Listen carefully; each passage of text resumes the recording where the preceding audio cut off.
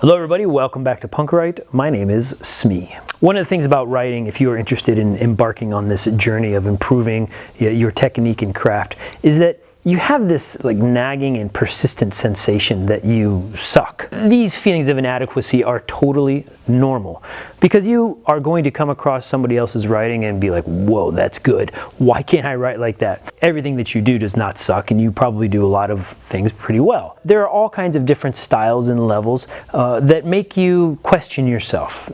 Totally normal. This inexorable process of betterment is something that you must embrace, piece by piece.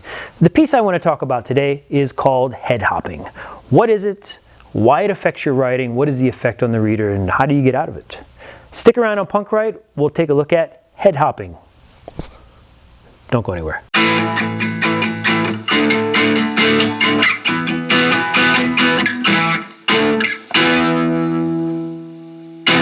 The problem of head hopping is a problem of perspective and point of view. When we look at one character in a scene and you go from one character's head to the next character's head to another character's head, changing consistently those points of view, we call this head hopping, jumping between their heads. Now, this is a problem, and you may still see it, particularly if you read some older literature, if you have certain points of view that are omniscient points of view, but there are certain effects that you want to avoid by doing this. If you stick within a singular perspective and a singular point of view per scene, you're going to be much more effective in developing some sort of emotional response or connection with that character. So let's take a look first. What is head hopping? What does it look like on the page? And I have a couple samples. Let's go there right now. We're going to take a look at two examples of some multiple characters and getting inside the minds of multiple characters. The first one you're looking at is something I wrote in third person omniscient. In third person omniscient, the character is removed from the situation and can see within every character's head all the time, and they understand fully what's going on.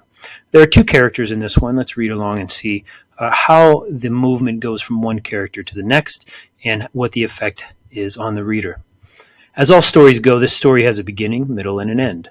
For Martin Splunkett, the end couldn't come fast enough. Martin was a silent boy who thought often of the future, rarely preoccupied with the most immediate workings of the world that spun blankly around his mind. This was always the same. His mother worried much for him, particularly because of his reticence and refusal to speak. Although he would occasionally blurt complete and grammatically correct sentences at a very young age of 2.5 years, it took his mother quite some time to accept the unusual nature of the boy. So what you can see is that right here, there is a transition from the character of Martin to the character of the mother. And it's a seamless transition that, again, does not have any kind of negative effect in terms of how interpreting the story.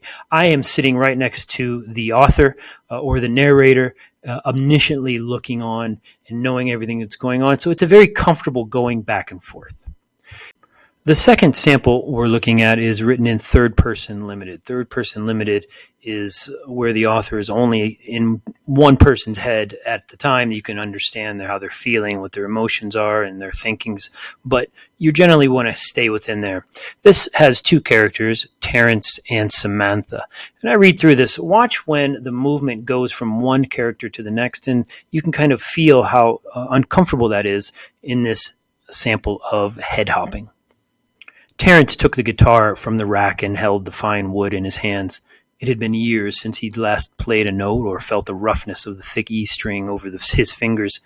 He didn't even have any calluses, and he already imagined the burning on the tips of his fingers that would come when he pressed. Could he even strum a chord or make anything that resembled music?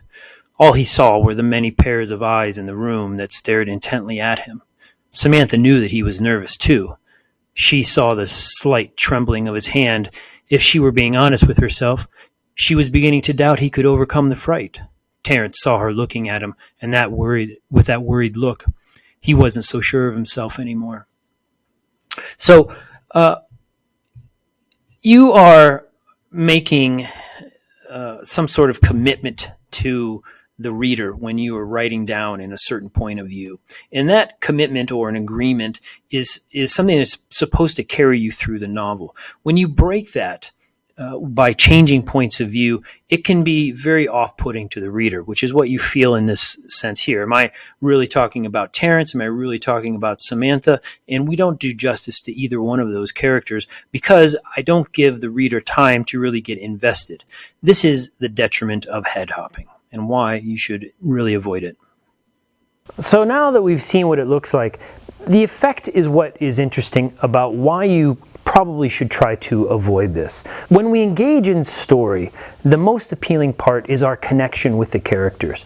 And when we have a certain clear understanding of what the character is thinking, what the character is feeling, why they have the motives that they do, it's very difficult to get that in a blurb. You need to have some sort of extensive time with your character. In particular, those are managed by the scenes. Anytime you leave that character's point of view, you have basically started a reset button that I have to go to another character and start the same process. It is disengaging. You want to maintain engagement and fluidity throughout the entire scene, preferably throughout the entire chapter. There are ways to deal with this, and you can do that by breaks, but anytime you are deliberately changing a point of view within that scene, you need to be clear to the reader that, hey, I'm looking at someone else. One of the words that my editor used repeatedly in my first manuscript was the word jarring. And I think this is an accurate description of the effect that it has when you head hop. Now in the new piece that I'm writing, which is again a literary piece, the literary piece is very character driven.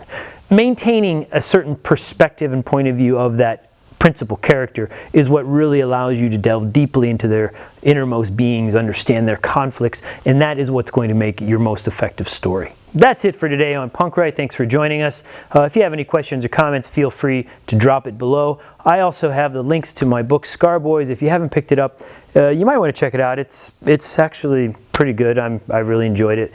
And I do feel like my writing is getting better every single day. The more you do it, the better you do it. So remember, you just write. Punk Write!